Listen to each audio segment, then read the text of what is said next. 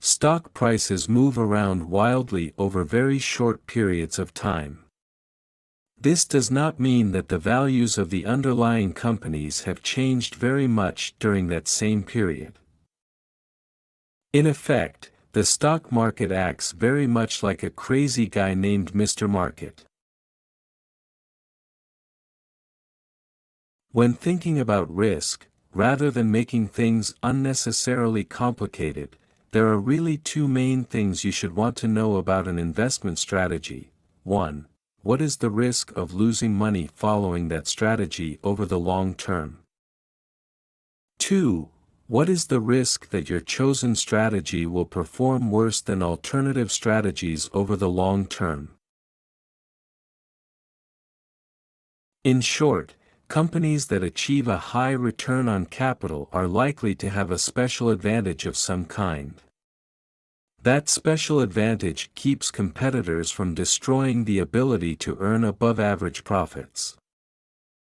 Choosing individual stocks without any idea of what you're looking for is like running through a dynamite factory with a burning match.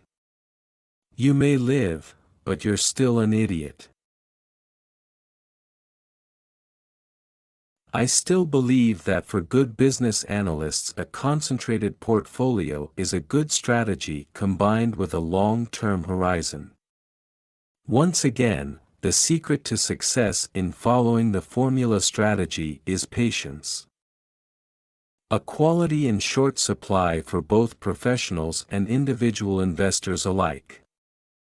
I think investors should have a large portion of their assets in equities over time. My goal is to buy a company at a low multiple to normal earnings power several years out and that the company earns good returns on capital at that level of normal earnings. A holding period of more than 1 year also works quite well as the factors are persistent in years 2 and 3.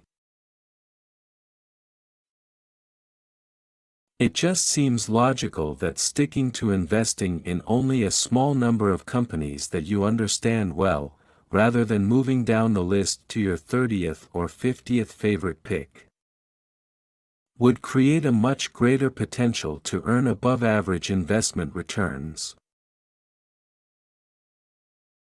Here is part of the trade-off with diversification.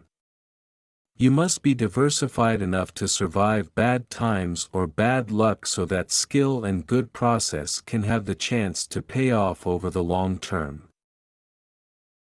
Remember, it's the quality of your ideas, not the quantity, that will result in the big money.